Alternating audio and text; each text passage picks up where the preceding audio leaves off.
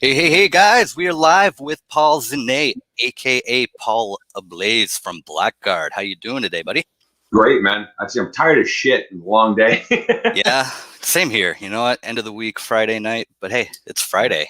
That's it. Well, over a year ago, a Friday night, be like, sweet, let's go out and party. And then, of course, of the last year, Exactly. obviously, it's like, Friday. All right, I'm just gonna watch TV and sleep. Exactly. But you know what? Hey, we get to do this, so that's cool. Mm. Thank you So, for inviting me. Then. yeah, no problem, man. It's great to have you. So you and I actually go way, way, way back, but I didn't realize this until we started talking on Messenger, and I don't think you did either, but we used to work together many, many moons ago, Yeah. back at you Clearpoint. you mentioned it, and I was like, oh fuck, and like, you know what? Like now that I'm like looking at you, like, oh wait a minute, okay, yeah, Oh, I was so young yeah. back then. I think I might have been like We all 15 or were. 16 years old at the time. Well, That was one of my first jobs. Well, that was like over a decade ago at this Oh, point. yeah, So for yeah, sure. so it's So, a long. yeah, Like I was younger too, and I had hair, and exactly. And less glasses probably. So yeah, I don't know if you realized it at the time, but I know you were, I believe you guys were called Profugus Mortis back yeah, then. yeah, exactly. And you were actually a huge inspiration to me because I was getting into music at that time. I wasn't too familiar with your music, but just the fact that you were doing what you were doing, I remember hearing you talk about getting ready to go on tour and stuff like that, and I was like, man, like this is what I want to do. And I think yeah, like it really got me to like pull my bootstraps up, and get a real band together and start actually progressing with music. So I just Yeah. want to know, like, who were some of your earliest influences? Um. Shit. Like I mean, we're talking like just like bands that I listen to I mean, specifically. it could have been it could be a person who got you into music, and then maybe you can go on to some of the bands that like made a really big impact on you early in life. Yeah. Well, I mean, off the top of my head, actually, like an old buddy of mine named Maynard Moore. I don't know if because Maynard worked at Clearpoint too for like a Yeah, hot. I remember him. You really? Okay, I so do. Maynard was actually a huge influence on me. So like I met him. Um, so we became buds through the music scene, but more. It's kind of funny, like more specifically through the Christian music scene, because like I used to be a born again Christian when I was younger, and I probably fell out of it right around the time I was talking like we became more acquainted. But like he actually used to be the singer of Neuraxis here in Montreal. He was the original singer of Neuraxis.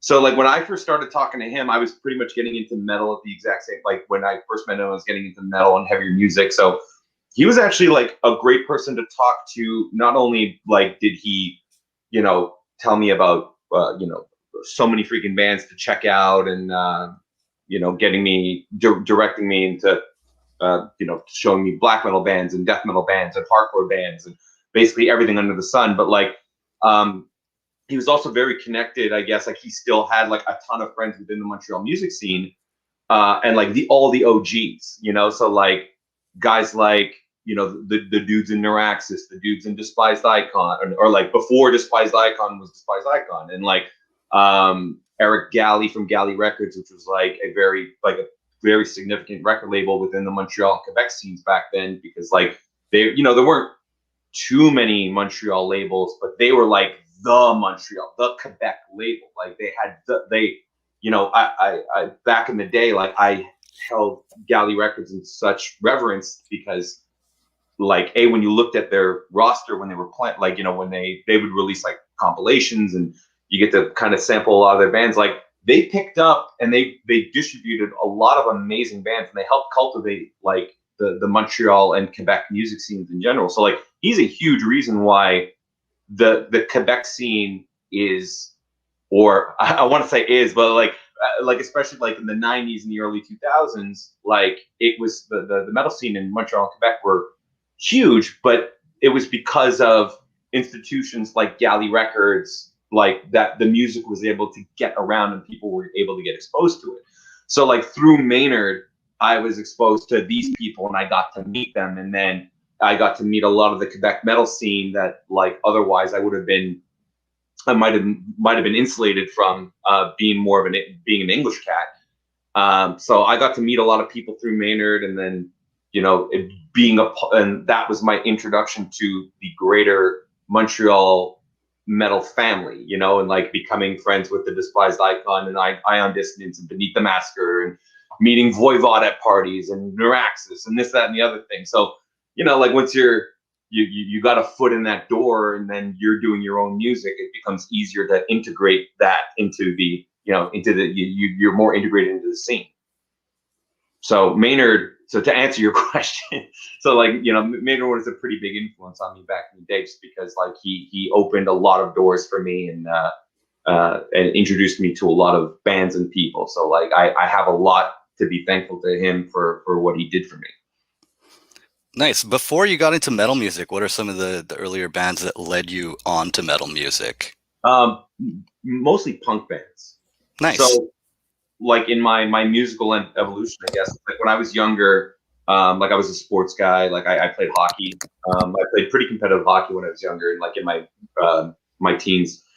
And my best friend, and like, my best friends to this day, like the guys who I, started drinking with and whatnot, like they were punks. They were like, the West Island punks, West Island of Montreal. So like basically, like my buddy Kevin, for example, like he was like, he's actually probably like the second biggest influential person in terms of like leading me down a road in terms of my musical taste, because he showed me stuff like Misfit, specifically like the Misfits, and fucking Guar was a huge influence on me back in the day too. So like that was like those gateway bands that like, we started with that, Op Ivy, Rancid, and then gradually my tastes got slightly heavier. So that seems to be the case with a lot of people that are into music early on.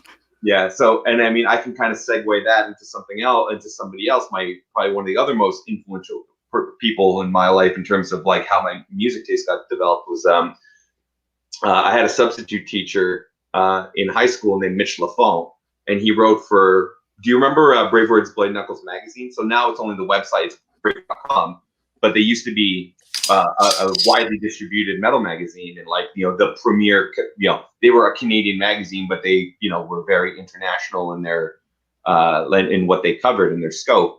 So Mitch was a writer for them and also a photographer. Mitch also, funny enough, like he was a substitute teacher for my buddy Kevin, who introduced me to punk in like the other rival high school also. So it was funny, like we all kind of like knew each other, and there's that connection. But Mitch, when we like, he might not have been the greatest substitute teacher, let's say, but he was such a rad guy, and like he wound up talking, like, we guys like me gravitated to him because it's like, oh, this guy, like you find out he's a rock journalist, and then he would give me back then, like the magazine used to come with compilation CDs. So like each monthly issue had a compilation, and like he gave me a ton. Like he gave me like 5 or 6 or something like that one day, and that just completely opened up like the spectrum of music for me. Where like on one CD there was Cataclysm, there was Rhapsody of Fire, or like back then it was just Rhapsody. So, and there was Hypocrisy and Woods of Prey out of Ontario. So it's like, here's like black metal, death metal, power metal, like, and so all of a sudden being like, that was my first introduction to like the true international metal world, was through these compilation CDs. So like that was one of the most significant steps in my musical taste evolution was through those compilations. So like and Mitch, he was very supportive of me and my buds doing metal music and all that. So like, and it's great because I've stayed friends with him to this day. And one of my proudest moments was playing Heavy MTL a couple of years ago. And Mitch was taking photos in the photo pit, and I got to, like, between songs, I shouted him out, and I told the crowd, like, I'm here because of this guy. Awesome. So it was a nice moment for me.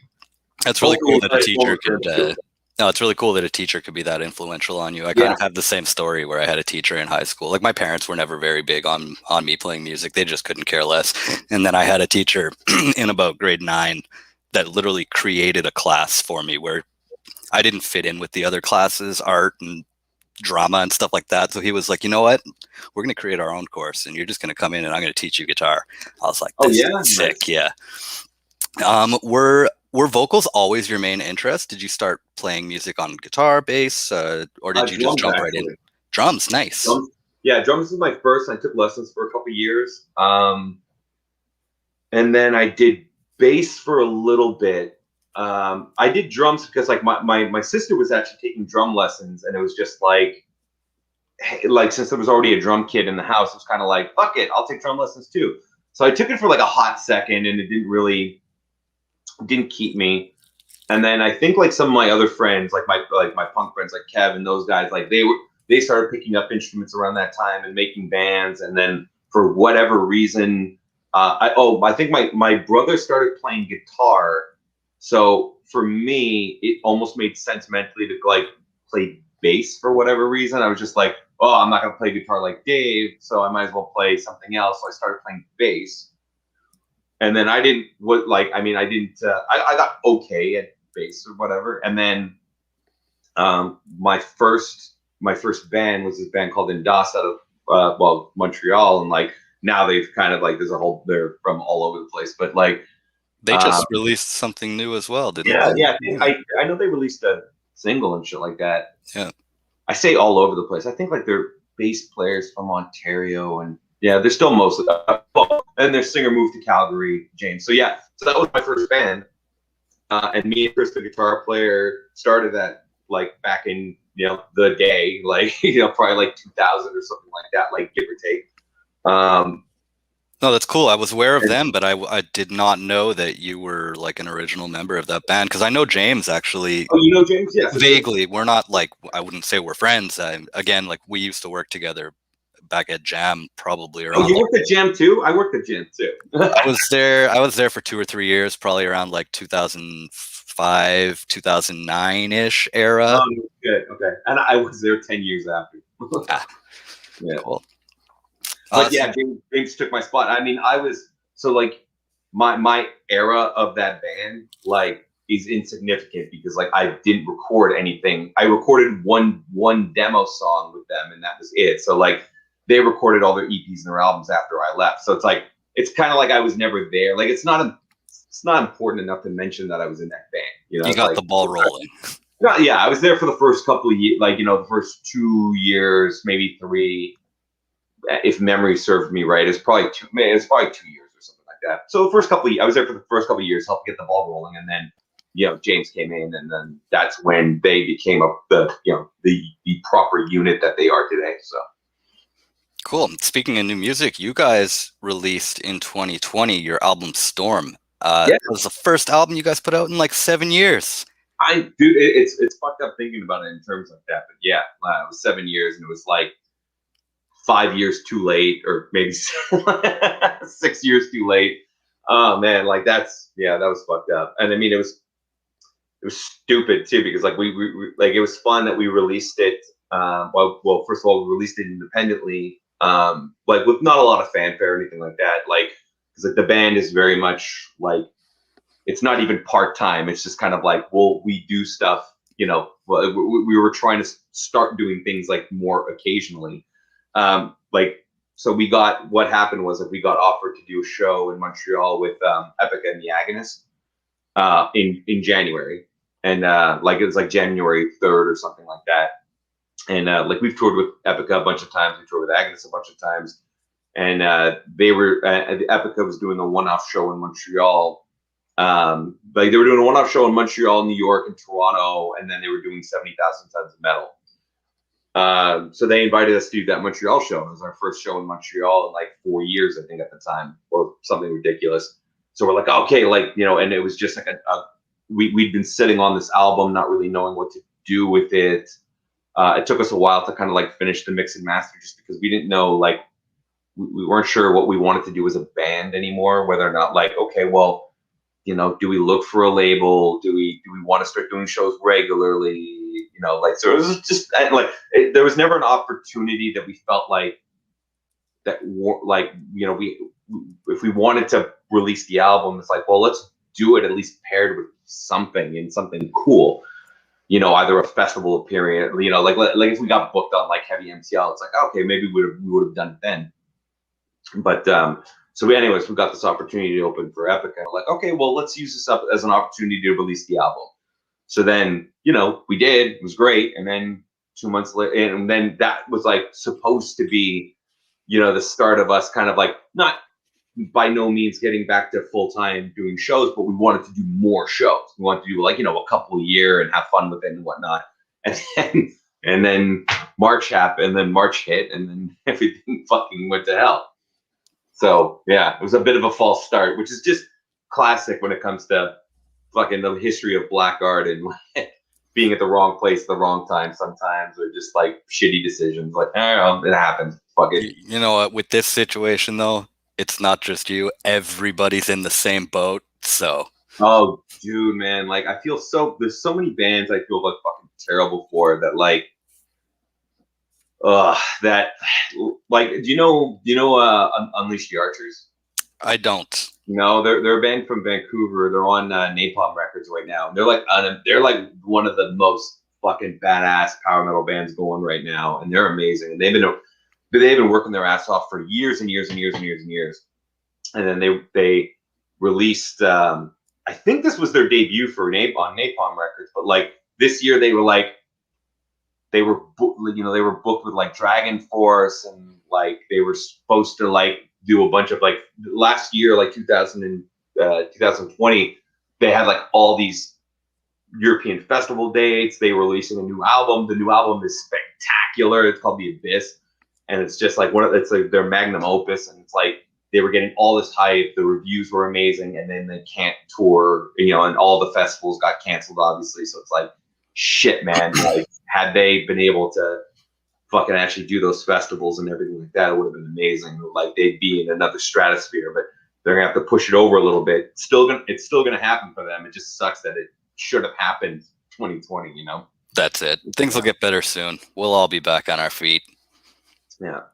So back to Storm. Go listen to Unleash the Archers. Yeah, there you go. Back to Storm. You guys had some pretty big names on that album. Morgan Lander from Kitty, Per Nilsson, who did a stint with Meshuggah, Lindsay Schoolcraft, Cradle of Filth. Yeah. Who would be your dream collaborator? Oh, that's a fucking good question.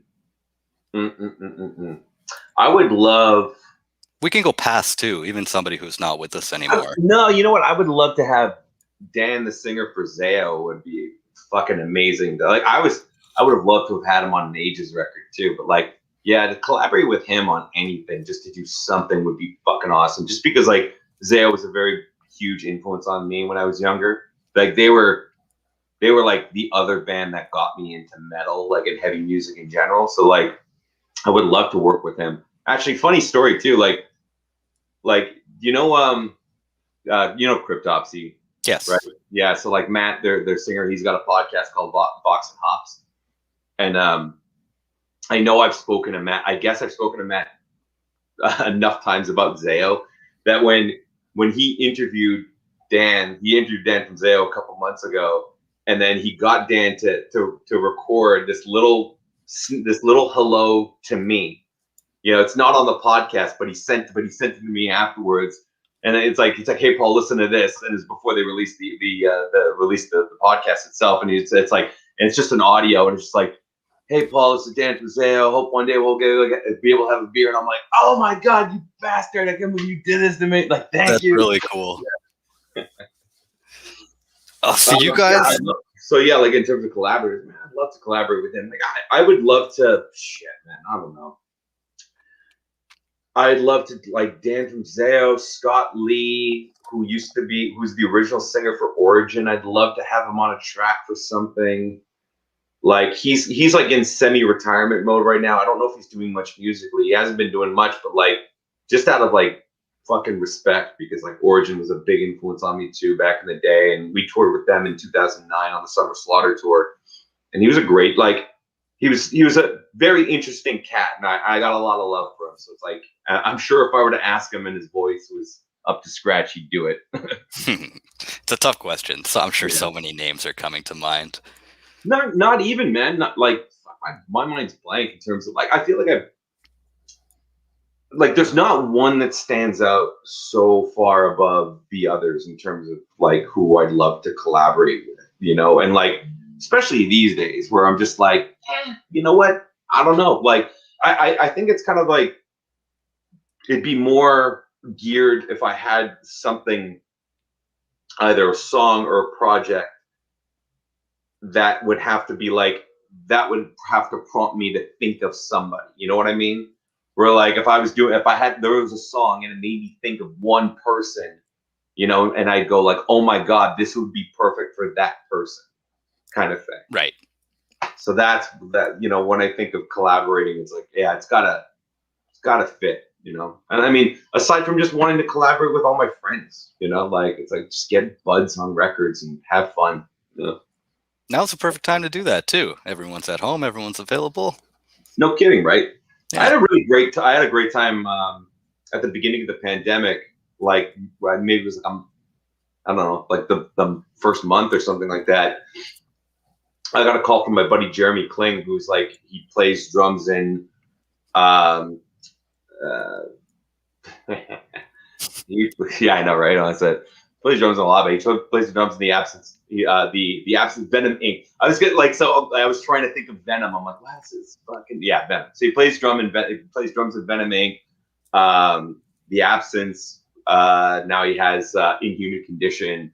4. He's got like a billion bands right now. Anyways, like so he started like he has a home studio, and he was like started this project with this production company called Smoke and Mirrors Productions or something like that. So basically, he was calling up all his buds, like all his famous freaking musician friends, and he had this thing that was like, write and record a full song in a day. So basically, what he did, like, you know, it was him. He was playing drums, and his guitar player Taylor, I think, was playing guitar for all. I think they're playing guitar for most of it. I might be wrong on that. But basically, like, so what they would do, like, he would pick out a couple of musicians, let them know a couple of days in advance, like, listen, you know, like, one day this week, we're going to basically write and record, you know, a full song in a day and, like, mix, master it, and release it later on that day. So they did, like, so that there's, like, 10 tracks or something. Like, they did a lot. So they did it with me. So, like, Jeremy hooked me, he called me up, and he was just like, shot me a message like, yo, sometime this week, do you want to like do the Smoke and Mirrors thing? I'm like, absolutely, sure. He's like, okay, cool. It's going to be hardcore theme. Like, you down? I'm like, yes, absolutely. So he let me know the day before. In the morning, they're like, okay, cool. It's go time. At noon, I got the track. I wrote and recorded all the vocals like within an hour and a half or something like that, or 2 hours. And then I sent it back to him, and then the song got released later on the day. It's crazy. So yeah, so if you check out, and like all the songs are released on Bandcamp too. So if you check out on Bandcamp, I think it's Smoke and Mirrors Productions. I'm trying to remember what what I titled the track. Is Undefeated. Like the track is called Undefeated. So it's like a very like New York hardcore style track. Pretty cool. Nice. I'm writing that down right now. I'm gonna check it out after the show. Speaking of Bandcamp, I dropped your link down below. Anyone who wants to go check out, all, like go down there. I'm like, cool, they're all there. Thanks. Yeah, dropped your merch link up there as well. Everybody loves to get some merch, so. Back to Blackguard for a second here. You guys have toured like fucking crazy, but I want to know, what do you prefer doing? Are you happier on the road, like over in Europe doing your tours, or do you have more fun here locally playing the small dives? Historically, I've had much more fun in North America than I ever did in Europe. And granted, I did Europe only like twice, and they were both disasters in their own right, but like fun disasters that led to like hilarious stories. So like the first time we did Europe, for whatever reason, we went there alone, like headlining.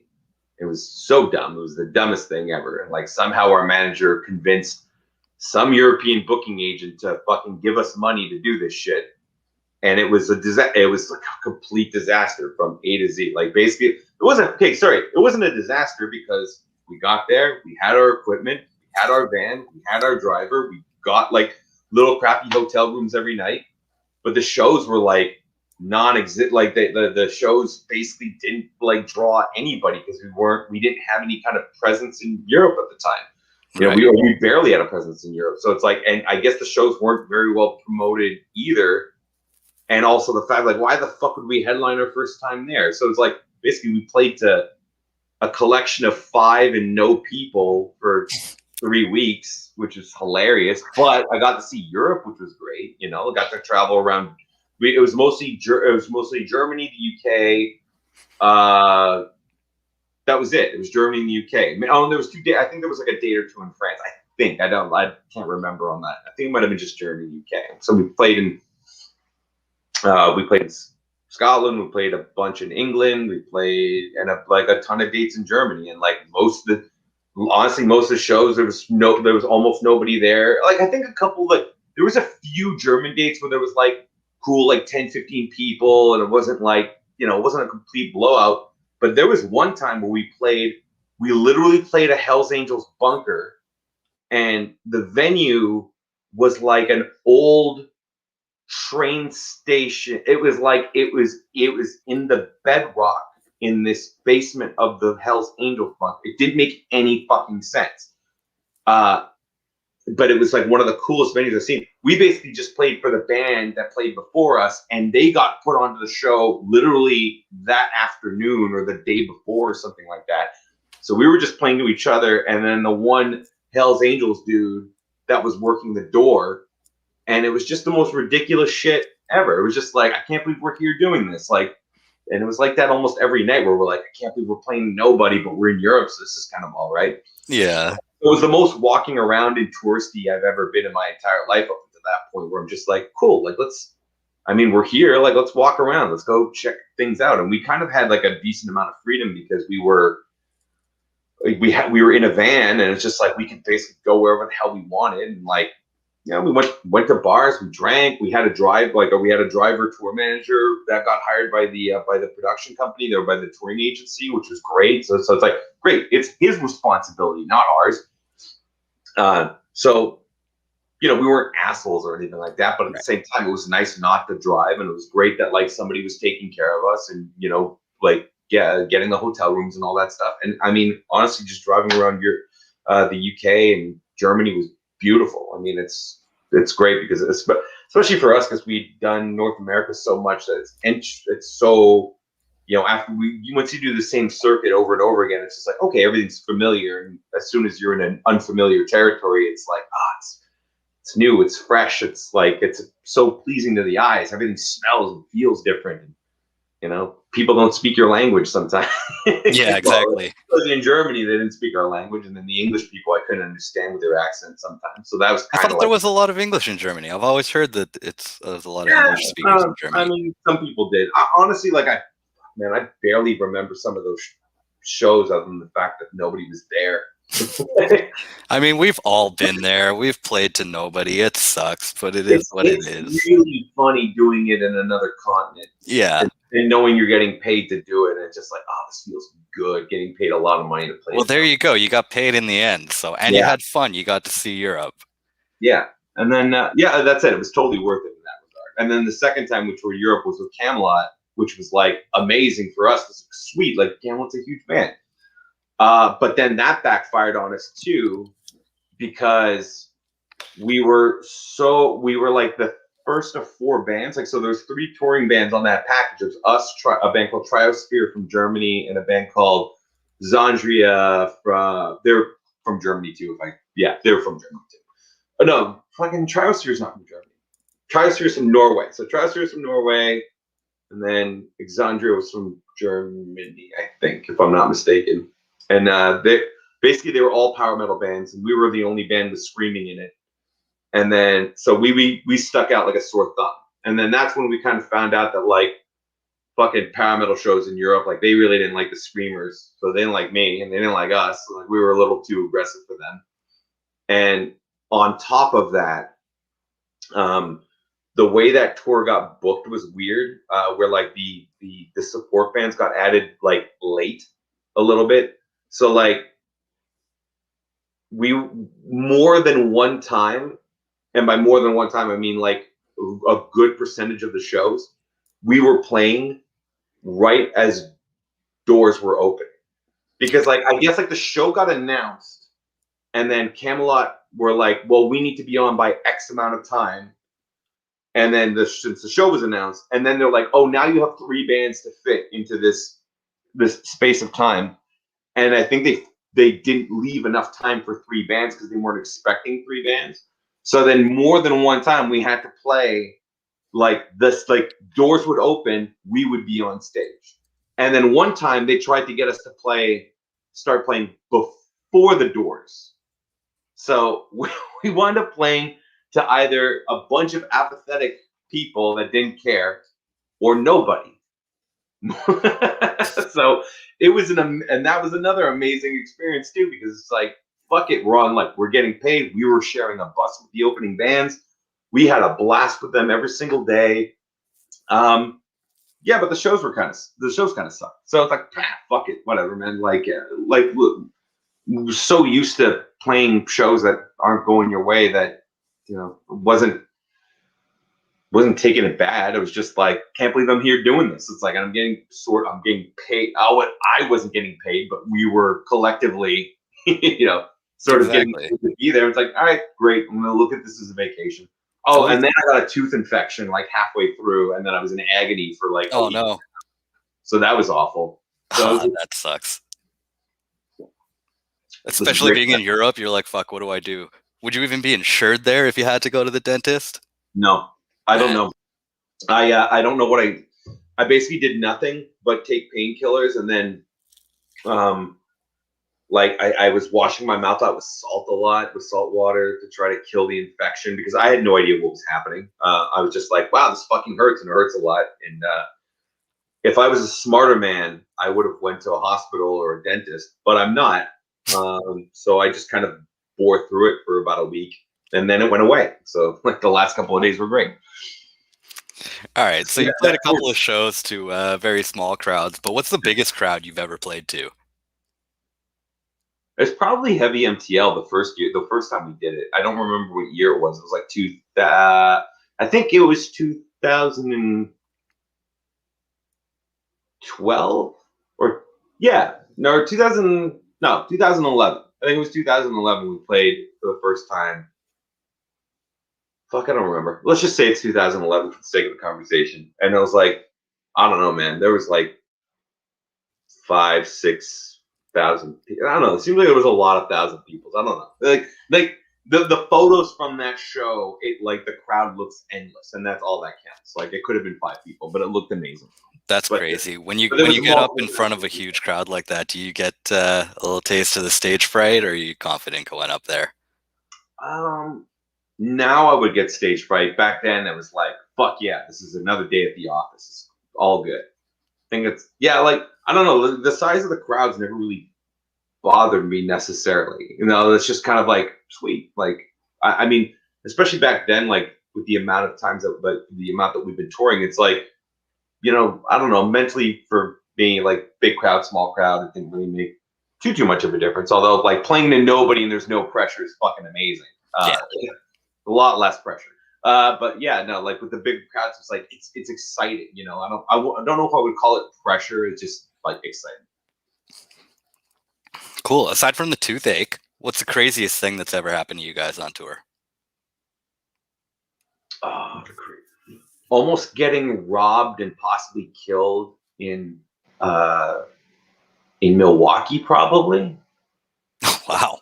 Yeah, I guess. I don't know. Maybe I'm being dramatic, but like, what's the story behind that? Yeah, no, we almost got assaulted by like a gang of people. Like that was a kind of cool. Well, Milwaukee's pretty nuts, like as a city, and like the venue that we were playing at. This was in 2009 on the Summer Slaughter tour, and it's like the venue's called the Rave. It's not in a great neighborhood necessarily. Like walking down the street, like there's shotgun shells like on the street kind of thing. So like a group of people had come down and picked a fight with like some of the like one of the guys working at the venue and some of the crowd. And then I guess they went away. And then at the end of the show, like everybody was urged to like get out as fast as possible. And I think we were one of the last people out, but we weren't, anyways, we weren't out fast enough. And like, we got the van kind of got like semi-surrounded, and somebody was like a couple of people were drunk and they tried to like get in the van, and I tried to step in between. It was like one of those scenarios where you're just like, okay, like we know from everybody that's been here and the staff that's like, this is a place where people get killed in the wrong scenarios. So it was kind of like, Jesus. yeah. So it was pretty stressful situation. That's at least one of the crazier stories, or one of the more stressful ones, anyways. Yeah, I don't know, like crazy stories, man. We had a fun time at like Disney World one time. Nice. That was pretty fun. That's not crazy. See, I wish you had told me that you would ask me this beforehand. It's like, hey, think of some of the crazy shit that's happened, because like on the spot, I'm like, fuck, man, because now it's been like a decade. I'm trying to remember like all the crazy shit that happened. Yeah, I like to not give my guests any info at all, because that's when the most honest and brutal answers come out, I find. Yeah, that's true. Plus, I mean, I never ask anything too outside the box, but I like to put people on the spot and see what they have to say, you know? Yeah, I have stories, and I gotta like, it's some of them that I don't feel completely comfortable sharing. That's the thing that sucks. There's some stories where I'm just like, I don't know if I should tell that story. Yeah. What advice would you have for somebody in my position who's just getting settled with their band, and we're in a position now to actually start going on tours? Because we have no clue what we're getting into, so ask questions. Well, first of all, ask questions to people that have been there. So like that's one thing. Let's get a very good idea of the lay of the land, in terms of what you need to do. That's, and that's a good question. What advice would I give? I mean, if you were putting out music, one of the best advices I could give you is get a publicist, get somebody to push your shit, or become really good friends with media outlets and like kind of be able to circumvent getting a publicist for as long as you can, if you want to save money. But I mean, and also, you know what, becoming very social media literate in this day and age is huge, and like when we were coming up, that's when MySpace was becoming, a worldwide phenomenon. Like not Facebook, fucking MySpace. And that's like bands were getting super popular on that. And like that was this, the birth of the social media generation, and being able to harness social media to its fullest potential to promote your music and promote what you're doing and promote, your tours and music and, everything under the sun. Is probably like one of the most important things that you can do right now to be able to get your music out there and to be able to promote yourself properly, to make sure that people know you fucking exist. Because listen, like, especially now, well, you know what's funny is that like I remember, back when we were coming up, and like, hell, like listen, for as long as there's been bands, there's always like, everybody's trying to fight for the same slice, for a slice of the pie. You know what I mean? That's very true. These past few years I've been finding. Yeah, and I mean, man, it's kind of interesting that I've sort of been hearing that like there's less and less bands these days. So maybe the pie's getting smaller. There's less people fighting for it, but like, but I mean, the case in point here is like you need to find whatever means you can to be able to promote yourselves and to do it, efficiently, cost efficiently also. So it's like there's so much you can do for free without having to hire a publicist, but which is a step I encourage everybody to take at one point. And hell, like even when you're relatively unknown, like fuck man, if you can come up with a budget to get a publicist to help get your music out there, to help get some reviews, because like you're not going to get you might not get interviews right off the bat, but you might get, media outlets to review your music, and like being able to harness that, any kind of press is huge, and getting out into the public eye. or being able to use press as a means of, making an introduction to promoters and booking agents and managers and this, that, and the other thing. Like that's something that Blackguard did really well back in the day, is that like, our press kit, like we had a shit ton of good reviews, good album reviews. We had quotes that we got from bigger bands that we had played with, like noteworthy, like signed bands that we had opened for, that liked us, and were like, yeah, man, I'll give you a quote for your press kit. Like, oh my God, check these motherfuckers out, they're great. Just something that like, you can present to someone of influence that will make them want to, like, you have to sell yourself to these people, like, to, at one point or another, That's it. whether it's labels and booking agents and whatnot. So like, if you're selling yourself, it's great to get other people's good word behind you to help push that forward. Yeah, and that's one of the main things I've noticed now is a lot of people are selling exposure. Like if you want a good interview, you have to pay for an interview. If you want those playlists, you have to pay for these playlists. And it's one of the main reasons I started doing this podcast, was to give musicians like a platform to promote themselves, where I'm not going to charge you to be on the show. Hell, at the end of the show, I'm going to play your music. And if this does happen to go viral, you're going to get all the profits off of it just because your song played. So. But, well, great. We need more people like you. It's like, that's I was just bored and wanted something to do on Friday nights. Yeah. When people, you're telling me that people are charging for exposure, it's just like, shit, man. That reminds me of back in the day when people used to, you'd have like these promoters, I guess, would put together shows and like 15 local bands, and you had to, in order to play, you had to sell X amount of tickets. It's just like, man.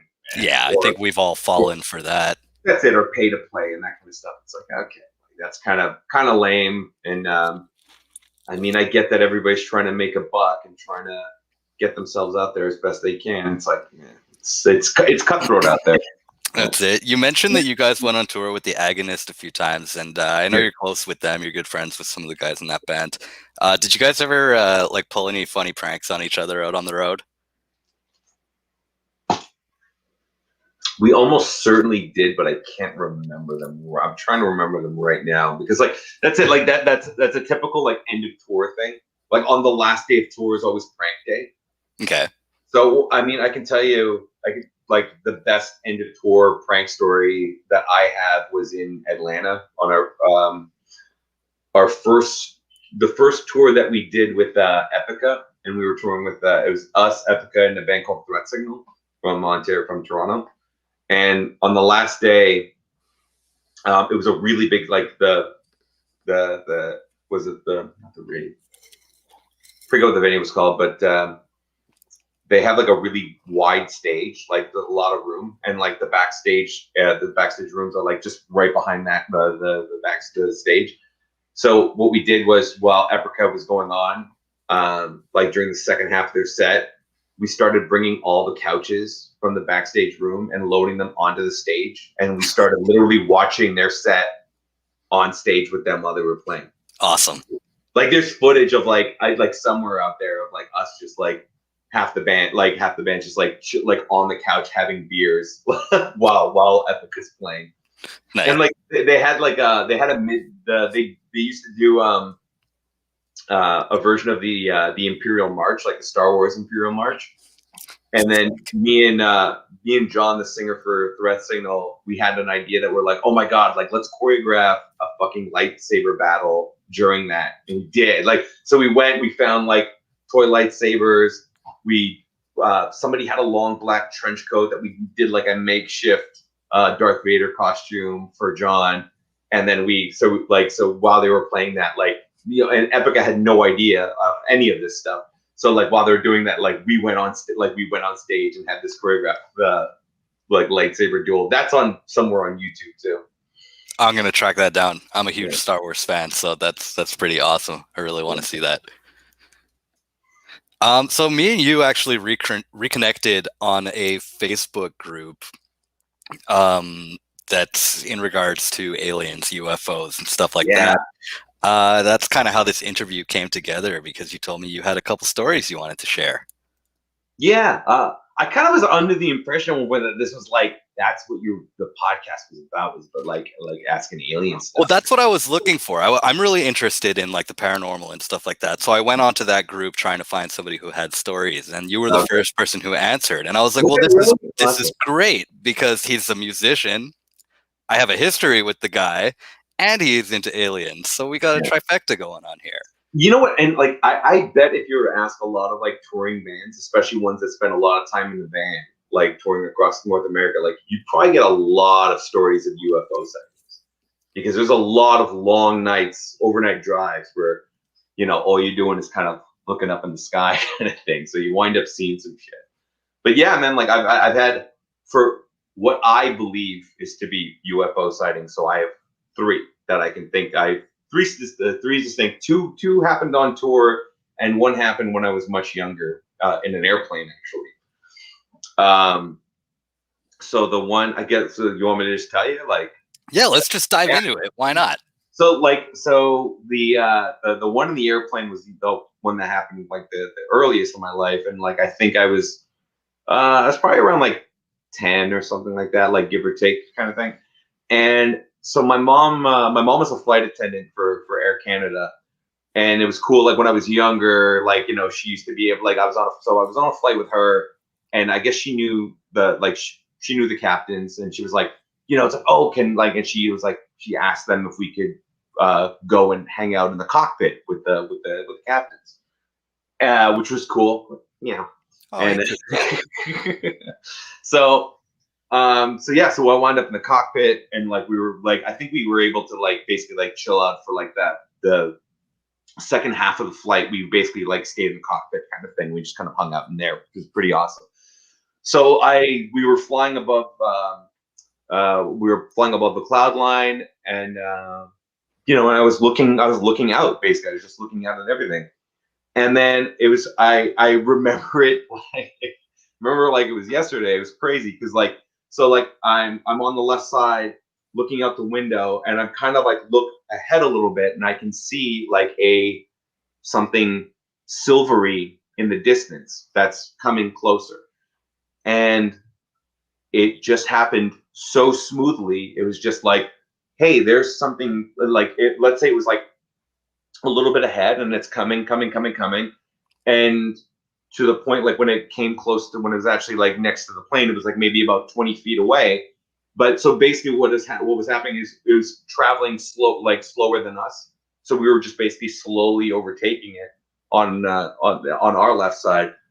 So I just saw this silvery disc that, you know, it got closer, and then it just fucking flew, like, you know, we flew past it. And I remember like looking at that and going to the captain, like, did anybody see that? And nobody acknowledged. That's amazing. I don't know if they pretended that they didn't hear me or something, but I was just like, what the fuck was that? Well, that's it. These airplanes have like radars that tell you if something's like in the vicinity, like wouldn't something have gone off? And also like whatever it was like it was way smaller than the plane itself. So like it was tiny, and it was like 15 to 20 feet away from the fucking plane. So like, yeah.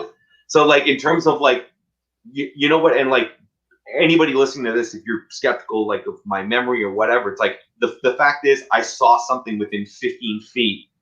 Like whether or not, like if you don't want to believe it was an alien craft or something like that, it's like something was 15 feet away from the plane that was, you know, that like that was above the cloud line. Like it's like, listen, dude, that could be, I don't know how many things that could possibly be, basically, you know. You know, correct me if I'm wrong. Anybody out there, correct me if I'm wrong. But I do believe that the U.S. government has come out now and just admitted that they have seen things in the air, and they admit that there is in existence unidentified flying objects. Yeah, they won't come out and say UFO. I think they even gave it a new abbreviation now. Oh, did they? Yeah, I mean, like that's it. Like they came out with that a couple of months ago, and I remember it being really funny because they came out with that statement basically acknowledging the presence of, you know, UFO sightings and all this stuff, and like nobody cared, and like it didn't.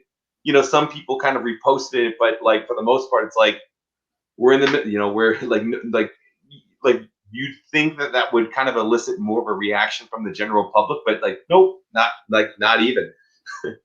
It's like until the day where a giant pyramid, like, oh, like fucking starts appearing in the clouds or something like that, or in the sky that everybody can see, you know, without question. Like that's the only time people are gonna like actually freak out. Like, oh, okay, cool. No, this is a real thing. Yeah. Or everybody already kind of knows that they sort of exist. So like the government acknowledging it doesn't really mean anything anymore. It's just kind of like, yeah, we already know this. Like, whatever. It just kind of solidified the fact, right? Kind of like when you already know that Santa Claus doesn't exist, and when your parents tell you that Santa doesn't exist anymore, like, come on, like who's blown away by that info? Yeah. So I've only had one real experience in my life, and that's what piqued my curiosity.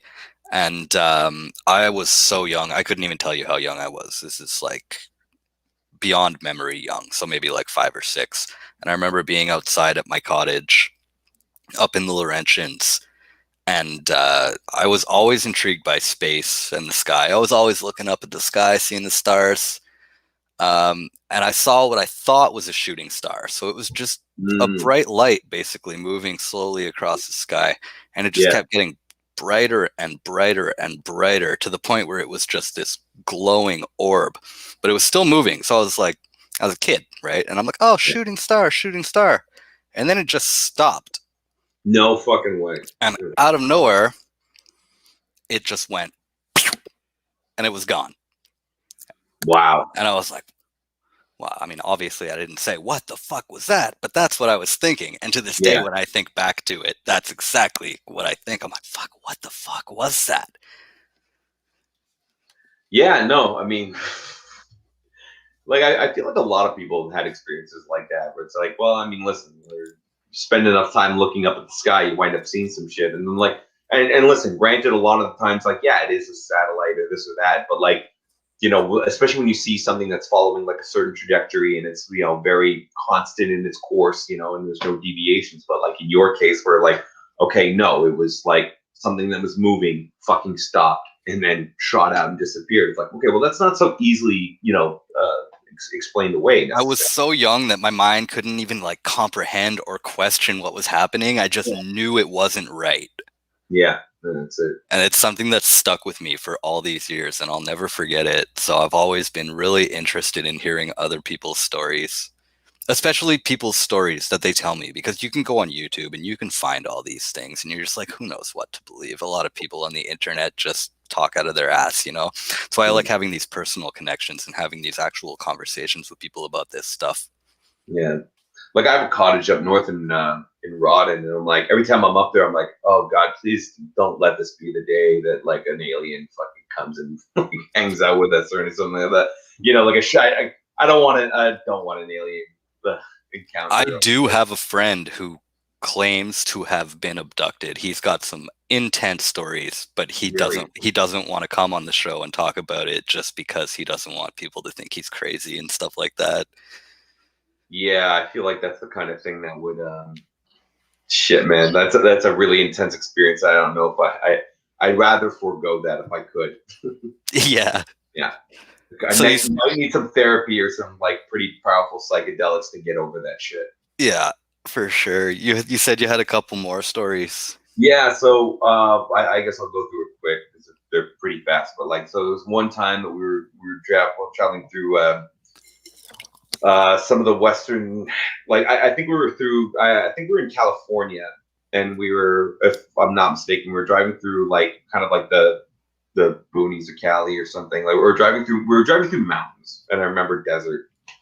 And we were kind of like there was like a highway sort of through a canyon, and I remember like I was like looking at the canyon as we were kind of going by it, and I saw two objects flying right next to each other, like maneuvering their way through the canyon below us. And it was just like, I was like, oh, what the fuck? And like at first I'm like, wait a minute, like there's like for sure there's air bases and like army bases, like maybe those are jets, but like those are that's also something you would hear, like the jet engines, and we didn't hear shit. So I'm kind of like, maybe not. But so that was like, so that was one experience where I'm like, but if there was one experience where you could probably explain it away, like, okay, well, maybe that could be jets, but at the same time, like, I don't know if jets go do fly-throughs in canyons next to highways, because I feel like that's not something that happens, like, for endangering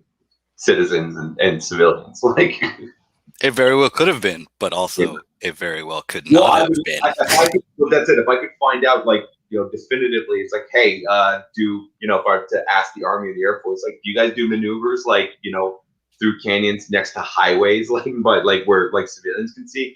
If they say no, then it's like, okay, well, then I saw some shit, I I don't know. think that's what piques so many people's interest, is because when the army and whatnot are questioned about this stuff, they just don't even fucking tell you. They're not just like, oh yeah, that was one of our ships. They're just like, no, confidential. Yeah, So yeah, we can't confirm nor deny that information. exactly. Yeah. So then, like, one of the others, like, my last story that I had, like, we were again, this is in, like, I think this is in Arizona too. Like, we were driving. It was like, oof, it was like right before sunup. It was an all night drive, and like we were driving through the desert. So it was just basically like, and I was up in the passenger seat. So basically, I had this, huge, basically like 180-degree, view. Like, if I, looking left, looking right, and basically, like, from my right side, like almost like the furthest point of my line of vision, there was whatever the fuck this big glowing object was shooting across the sky in front of us, like far ahead, but it was moving at so fast a trajectory, so fast a velocity, that basically it crossed the whole sky within 10 seconds or something like that. Like far off in the distance, kind of like so far off in the distance that you're like, like something that would track would be like, it would be relatively slow. This thing was just, I've never seen anything cover that kind of distance so quickly in my entire life. And it was crazy. Like, it like just went within 10 seconds, like basically crossing the whole fucking desert. Just like, okay, that's like, what, and like being in a van, and like, I've seen planes. I've seen like how fast planes go. I've seen even, how fast, like looking up at the sky, like where how fast satellites move and things like that. And whatever this was nothing that I've seen before. Like there's no way it was a plane. Like, I thought it was a missile, like, kind of thing. I'm just like, what? Like, there's no other explanation for how fast that was moving. So That's insane. Thank you so much for sharing these stories. I like to get this stuff out there so more people can become aware, yeah. So, I don't know, man. I feel like, especially with the government kind of becoming a little more loose now, with not so keeping it under wraps as much. Like, I don't know. I wouldn't be surprised if there's more to come. I guess, like, I'm sure we'll all see some more stuff eventually. yeah. Have you seen, like, you must have watched, like, Stephen Greer's documentaries?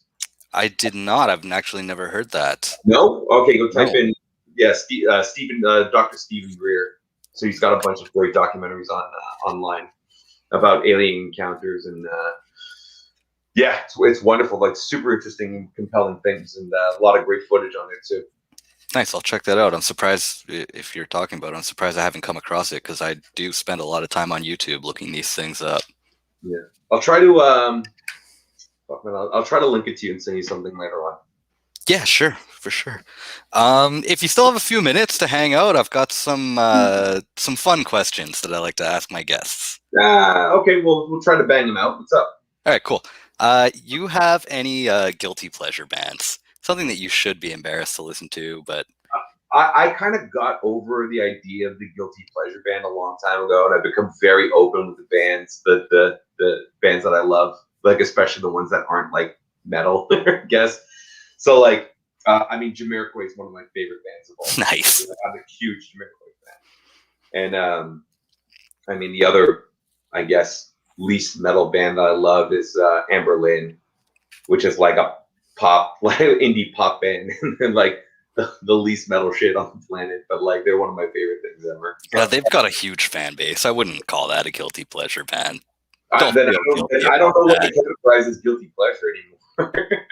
I just mean like I'll be driving, and if like Backstreet Boys comes on, I'm like, yeah, Oh man, I'm digging that this. was like crazy, dude. Like I fucking love it. Like you know what? Like listen, like obviously like that whole boy band and girl band era and whatnot. Like the those are a little more. Those are slightly more embarrassing to listen to, granted. But like I feel like if you're in your late 20s, early 30s right now, then it's just like and you listen to that kind of stuff. Like I don't know, nostalgia hits hard when it comes on the radio. It's hard not to enjoy it. Exactly. That's exactly it. What about a guilty pleasure TV show? Ooh, Sex in the City when I was Oh, young. that's a great one.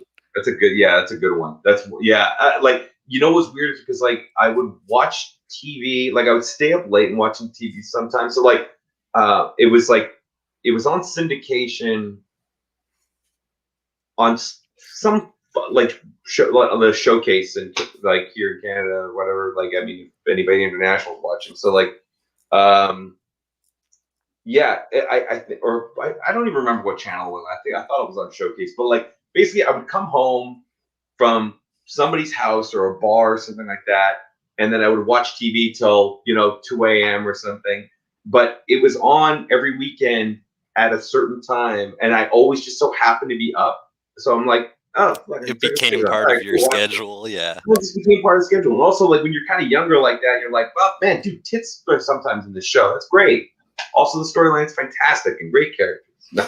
Yeah, I remember being like 17, 18, just being a pothead, hanging out in my basement. My friends would come over. And one time a buddy of mine came, we were going to watch a movie, put on some Seinfeld or something like that. And he was the one who got up and went to put something in my DVD player. And he opens it up, and there's a Gilmore Girls disc inside. And he's just like, "What are you Oh man, watching, dude?" And back then, I was like, "Oh no, no, no! It's my sister's. She was in my room. She was the one yeah. watching it."